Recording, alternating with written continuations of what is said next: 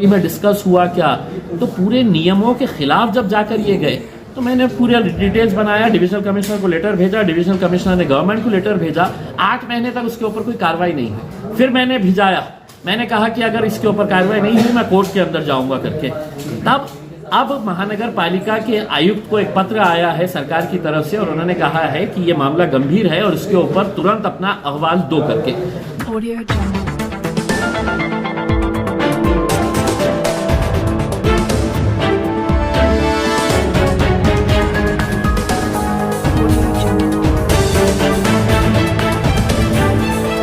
Bharatiya Janata party की सत्ता रही है।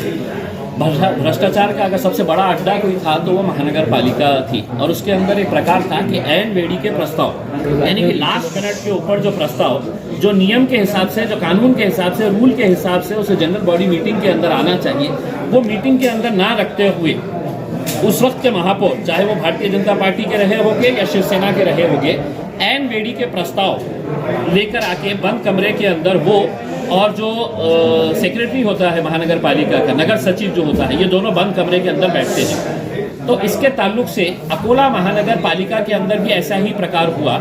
उसकी इंक्वायरी की गई और गवर्नमेंट ने दिसंबर 2021 को वहाँ के अकोला के म्युनिसिपल कमिश्नर को एक पत्र भेजा और उन्होंने कहा कि उस वक्त के महापौर, उस वक्त के नगर सचिव और उस वक्त के कमिश्नर तीनों के ऊपर FIR रजिस्टर किया जाए, क्योंकि ये एन वेडी के जितने भी प्रस्ताव थे ये टोटली इलीगल थे। इसके बाद मैंने महानगर पालिका के पूरे जितने भी ठराव पास किए गए थे, 220 ठराव एन वेडी के लिए गए थे, वो पूरे डॉक्यूमेंट्स मैंने निकाला, पूरों को स्टडी किया। पूरों को स्टडी करने के बाद मैं इस नतीजे के ऊपर पहुंचा कि कई करोड़ों रुपये के जो जनरल बॉडी के अंदर डिस्कस होना था वो बंद कमरे के अंदर है तो निर्णय लिया गया है। कई ऐसे काम थे जिसका है तो चर्चा होनी चाहिए थी, लेकिन कहीं ना कहीं उनकी नीयत साफ नहीं थी। उनको मालूम था कि ये बंद दरवाजे के अंदर हमको करना है, क्योंकि इसके अंदर हमारे को पूरा मलिदा खाना है करके, तो ये सब पास किए गए। अगर एक अंदाजे के हिसाब से निकाले तो 100, 125, 150 करोड़ रुपये तक ये मामला जाएगा। भाई दुकानें महानगर पालिका की किराए से देने का है, वो एनवेडी के प्रस्ताव में आएगा। आपको कम्युनिटी सेंटर किराए के ऊपर देने का है, कोई जमीन किराए के ऊपर देने की है महानगर पालिका की, तो वो एनवेडी के प्रस्ताव के अंदर आएगा। आपको ताज्जुब होगा, 25-25 करोड़ रुपए के रोड के कामों का ठहराव एनवेडी के अंदर लिया गया। 5 करोड़, 2 करोड़, 1 करोड़ के तो कितने ही ऐसे ठहराव है। 30 लाख, 40 लाख, 50 लाख रुपए के क्या ठहराव है कि एडिशनल वर्क। अरे कौन सा एडिशनल वर्क, किसने सैंक्शन किया, जनरल बॉडी में डिस्कस हुआ क्या? तो पूरे नियमों के खिलाफ जब जाकर ये गए तो मैंने पूरे डिटेल्स बनाया, डिविजनल कमिश्नर को लेटर भेजा, डिविजनल कमिश्नर ने गवर्नमेंट को लेटर भेजा। 8 महीने तक उसके ऊपर कोई कार्रवाई नहीं हुई। फिर मैंने भिजाया, मैंने कहा कि अगर इसके ऊपर कार्रवाई नहीं हुई मैं कोर्ट के अंदर जाऊंगा करके। तब अब महानगर पालिका के आयुक्त को एक पत्र आया है सरकार की तरफ से और उन्होंने कहा है कि ये मामला गंभीर है और इसके ऊपर तुरंत अपना अहवाल दो करके। मैं महानगर पालिका आयुक्त से ये अनुरोध करना चाहूँगा कि इसकी इंक्वायरी जुडिशियल लेवल के ऊपर की जाए, किसी जुडिशियल अधिकारी के जरिए करवाई जाए, क्योंकि महानगर पालिका के ऐसा नहीं है कि सिर्फ नगर सचिव ने और महापौर ने मिलकर किया है।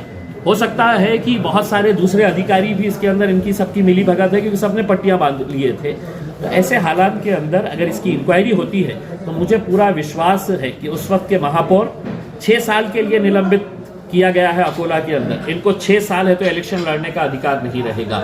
इनके ऊपर FIR रजिस्टर होगी और सिर्फ FIR महापौर पे नहीं, FIR महापौर पे, नगर सचिव के ऊपर और उस वक्त के आयुक्त के ऊपर FIR रजिस्टर होगी।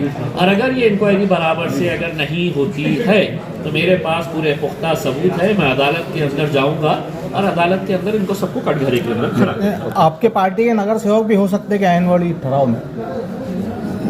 वो इंक्वायरी कर लीजिएगा और उसमें अगर मैं भी अगर होऊंगा तो उसमें ये कर लीजिएगा। कोई भी बेईमानी के काम के अंदर ना मैं मेरा देखता हूँ ना तेरा देखता हूँ। बेईमानी का काम अगर हो रहा है तो वो कोई भी रहो, उसके खिलाफ कार्रवाई होनी चाहिए। सर इसमें जैसा आपने कहा बड़े बड़े अधिकारी है, बड़े बड़े नेता है, तो सर खाली निलंबित करने से तो कुछ होता नहीं। ऐसा वक्त कब आएगा, ऐसा कानून कब बनेगा जेल के सलाखों के पीछे जाए? FIR रजिस्टर होने का मतलब ही ये है कि इन्हें जेल जाना पड़ेगा।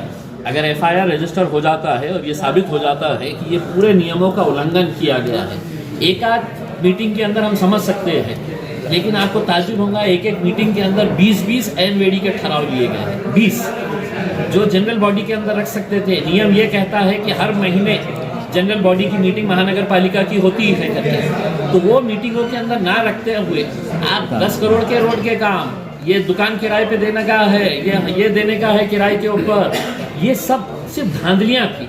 और वो धांधलियाँ उन्होंने समझे कि अब हम जा रहे हैं, अब हमारे ऊपर कुछ होने वाला है नहीं, हमारे को कोई टेढ़ा कर नहीं सकता है क्योंकि हमने सबको बांटे हुए हैं करके, लेकिन हमने निकाले हैं और हम निकाल के अब इनको आखिरी तक है तो पहुंचाने का काम। एक सवाल, स्कॉलरशिप बंद हो चुकी है, इस पर आवाज उठाएंगे सर आप? देखिए, बहुत ही गंभीर मामला है ये कि अगर आप सिर्फ महज माइनॉरिटीज़ को एजुकेशन से दूर रखना चाह रहे हैं और जो केंद्र सरकार जो नोटिफिकेशन जारी किया है वो बहुत ही अफसोसनाक इस बात के लिए है कि हम ये मांग कर रहे थे कि आप डिमांड ड्रिवन स्कॉलरशिप करिएगा। जो बच्चे ने अप्लाई किया है स्कॉलरशिप के लिए उसका डॉक्यूमेंट देखिएगा, वो गरीब है, कौन सी जाति धर्म का है ये मायने ना रखते हुए, क्योंकि देश पढ़ेगा तो ही देश आगे बढ़ेगा।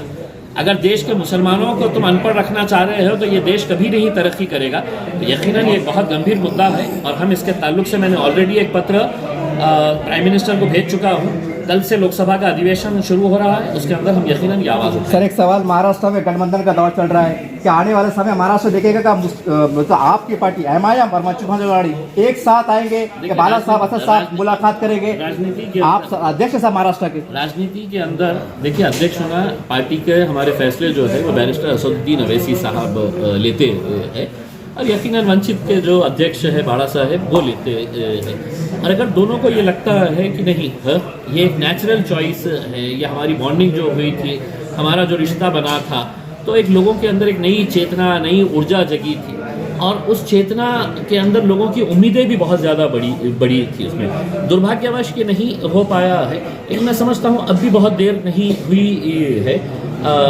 लोगों की ख्वाहिश है, चाहे वो दलित समाज हो, मुसलमान हो, कि अगर हम एक साथ मिलकर आए तो बाड़ा साहब ही महाराष्ट्र के अंदर या तो किंग रहेंगे या किंग मेकर रहेंगे। हम हमेशा से ये बोलते हुए आए हैं, लेकिन अब उनकी पार्टी है, अगर उन्होंने फैसला किया है कि नहीं हमको इनके साथ जाना है तो हर पार्टी का ये इख्तियार होता है, उनके अध्यक्ष का ये इख्तियार होता है कि नहीं मुझे इनके साथ अलायंस करने का। वो जा रहे होंगे तो हमारी शुभकामनाएं। सर आप पर्सनली कोशिश करेंगे सर आप ताकि एक अच्छा माहौल तैयार हो महाराष्ट्र में पर्सनली? देखिए, हमारी कोशिश तो पिछले कई सालों से जारी है। जी सर, थैंक यू।